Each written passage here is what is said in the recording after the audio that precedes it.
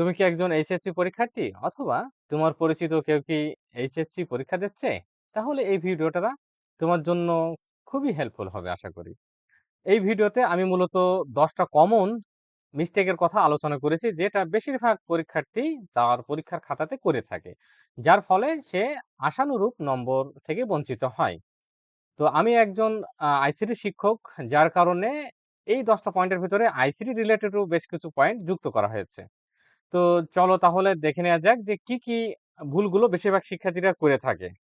সবার প্রথমে যে ভুলটা বেশিরভাগ শিক্ষার্থীরা করে থাকে সেটা হচ্ছে প্রথম পেজে তোমার পরীক্ষার উত্তরপত্রের প্রথম পেজে একটা ভুল উত্তর প্রদান করা এবং কাটাকাটি করা। আমি জানি যে তোমরা কেউই আসলে এটা ইচ্ছা করে করো না, অনিচ্ছাকৃত ভুলটা করে থাকো। তারপরও তোমাদেরকে একটু সতর্ক থাকতে হবে যে এই যে প্রথম পেজটা, এই প্রথম পেজে কখনোই একটা ভুল উত্তর প্রদান করা যাবে না। প্রথম পেজে যদি তুমি এরকম কাটাছাঁটা করো বা একটা ভুল উত্তর দাও, তাহলে যে শিক্ষকটা তোমার খাতাটা মূল্যায়ন করবে সেই শিক্ষকের তোমার সম্পর্কে একটা খারাপ ধারণা পোষণ হবে যে এই শিক্ষার্থীটা হয়তোবা অতটা ভালো শিক্ষার্থী না। সে অ্যাজ ইউজুয়াল হয়তোবা মধ্যম মানের একজন শিক্ষার্থী। তো যার ফলে কি হবে যে তোমার পরবর্তী যে প্রশ্নগুলোর উত্তর তুমি করবা সেই উত্তরগুলোতে নম্বর প্রদানের ক্ষেত্রে আ একটা ইফেক্ট ফেলতে পারে। হ্যাঁ, আমি বলছি না যে ফেলবে, তবে ফেলার সম্ভাবনা থেকে থাকে।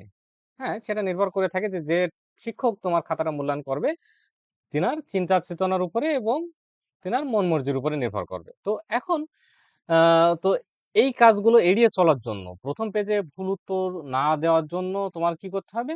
যে প্রশ্নটার উত্তর তুমি সবথেকে ভালো পারো, সবথেকে ভালো যে প্রশ্নের উত্তর তুমি পারো, সেই প্রশ্নটার উত্তর তোমাকে সবার ১ম এ দিতে হবে। ২য় যে কারণটার তোমার নম্বর কম পাওয়ার ক্ষেত্রে ইফেক্ট ফেলে সেটা হচ্ছে তোমার প্রত্যেকটা প্রশ্নের যখন তুমি উত্তর করছো সেটা সঠিকভাবে প্রশ্নের নম্বরটা খাতায় লিপিবদ্ধ না করা।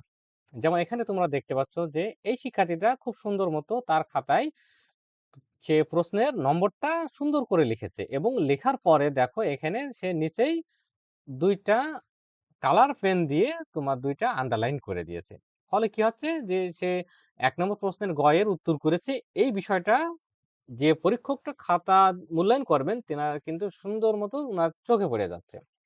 ফলে কি হচ্ছে যে তোমার ভালো নম্বর পাওয়ার ক্ষেত্রে এটা কিন্তু খাতার তোমার সৌন্দর্য বৃদ্ধি করছে। তোমার খাতাটা যখন দেখতে খুব সুন্দর এবং পরিপাটি থাকবে তখন তোমার ভালো নম্বর পেতেও এই বিষয়টা বেশ ভালো সহায়ক হিসেবে কাজ করবে।